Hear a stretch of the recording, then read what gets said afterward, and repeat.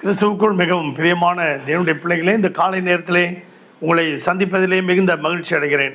இந்த அனுதின மன்னா மூலமாக உங்களை சந்திப்பதிலே மிகுந்த மகிழ்ச்சி அடைகிறேன்.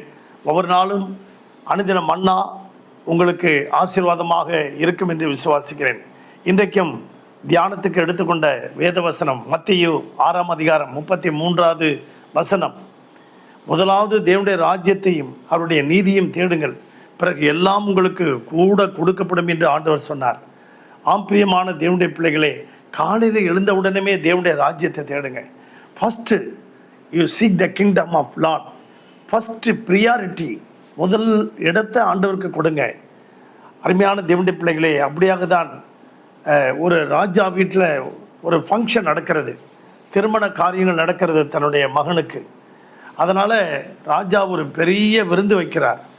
அந்த விருந்து சாலைகளிலும் அது முடிந்த பிறகு ராஜாவுடைய அந்த கல்யாணத்துக்கு வந்துட்டு போனவங்களுக்கு வெகுமதி கொடுப்பதற்காக நிறைய பொருள்களை வைத்திருக்கிறார்.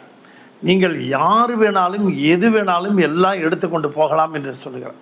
எல்லாம் முந்தி அடிச்சுக்கிட்டு ஓடி போய் அவங்க அந்த பொருளை எடுக்கிறாங்க, இந்த பொருளை எடுக்கிறாங்க, ராஜாவுடைய ட்ரெஸ் எடுக்கிறாங்க, ராஜாவுடைய செப்பலை எடுக்கிறாங்க, ஷூ எடுக்கிறாங்க, எல்லாம் எடுத்துக்கிட்டு ஓடுறாங்க. தட்டு முட்டு பாத்திரங்கள் எல்லாம், சோஃபா செட்டு, சேரு எல்லாம் எடுத்துன்னு போகிறாங்க. ஆனால் ஒரு சிறு பையன் அங்கேருந்து வரான். வந்தோடனே ராஜா கிட்ட நிற்கிறான். ராஜா கேட்குறாரு, தம்பி ஏன் எல்லாரும் எல்லாம் எடுத்துகிட்டு போயிட்டாங்க, நீ மட்டும் தனியாக வந்து நிற்கிற அப்படின்னு.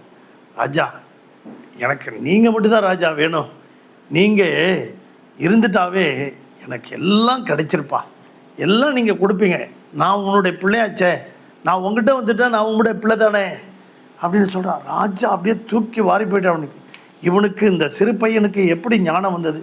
அவனை தூக்கி அப்படியே மடியில் வச்சுக்கிட்டார்.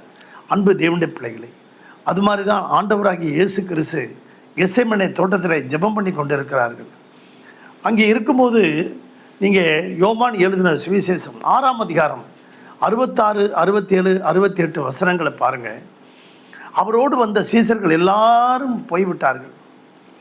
கிட்டத்தட்ட 70 சீசர்கள் போய்விட்டாங்க. அப்போ ஆண்டவர் பேதுருவை பார்த்து கேட்குறார், நீங்களும் போய்விட மனதாக இருக்கிறீர்களா அப்படின்னு. எல்லோரும் போயிட்டாங்கப்பா, நீ ஏன் நிற்கிற அப்படிங்கிறார். ஆண்டவரே, நாங்கள் யாரிடத்தில் போவோம்? எங்களுக்கு வாழ்வளிக்கக்கூடிய நித்திய வசனங்கள், நித்திய ஜீவ வசனங்கள் உம்மிடத்தில் உண்டு ஆண்டவரே.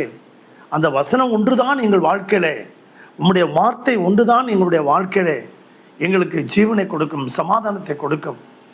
வார்த்தை வடிவாய் வந்தவர் நீங்கள் அல்லவா? ஆம் பிரியமான தேவனுடைய பிள்ளைகளே, மத்தேயு 8ஆம் அதிகாரத்தில் அந்த 100க்கு அதிபதி சொல்லுகிறான், என் வீட்டிலே கொடிய வேதனை இருக்குது ஆண்டவரே, இந்த வேதனைக்கு இந்த உலகத்தில் எந்த மருந்து இல்லை, ஒரே ஒரு வார்த்தை சொல்லும், என் வேலைக்காரன் சுகமாவான் என்று அவன் வேண்டிக் கொள்ளுகிறான். அவனுடைய விசுவாசத்தை கனப்படுத்தி நீ போகலாம் என்று சொன்னார். ஆம் பிரியமான தேவனுடைய பிள்ளைகளே, உன் விசுவாசம் எல்லாருடைய விசுவாசத்தை காட்டிலும் உன்னுடைய விசுவாசம் பெரிது அப்படின்னு சொன்னார். 100க்கு அதிபனுடைய விசுவாசத்தை வைத்து அவனுடைய வாழ்க்கையில், அவனுடைய குடும்பத்தில் இருந்த வேதனை நீக்கின தேவன். ஒரு ராஜாவினுடைய மனுஷன் வருகிறான். ஆண்டவரே, என் மகன், என் குமாரன் மரிப்பதற்குள் நீங்கள் வர வேண்டும் என்று சொல்லுகிறான். அப்பொழுது அருமையான தேவனுடைய பிள்ளைகளை இயேசு சொல்லுகிறார், நீ போகலாம், உன் குமாரன் பிழைத்திருக்கிறான் என்று சொல்லுகிறான். அவன் இயேசு கிறிஸ்துடைய வார்த்தையை நம்பியே போகிறான்.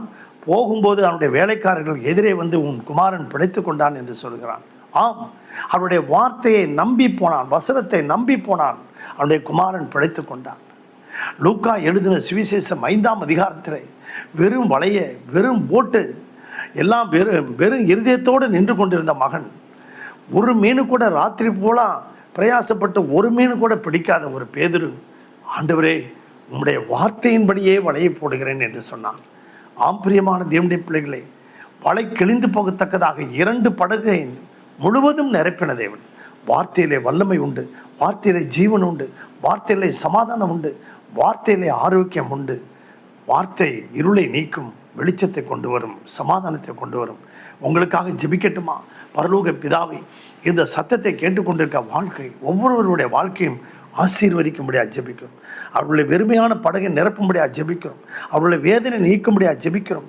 மரித்து போய் கொண்டிருக்கிற எல்லா ஜெப வாழ்க்கை, விசுவாச வாழ்க்கை, பரிசுத்த வாழ்க்கையெல்லாம் உயிர்ப்பித்து அவர்களை ஆசீர்வதிக்கும்படியாக ஜெபிக்கிறோம். இயேசுவின் நாமத்தில் வேண்டிக் கொள்கிறோம் நல்ல பிதாவே. ஆமென். God bless you everybody. Thank you.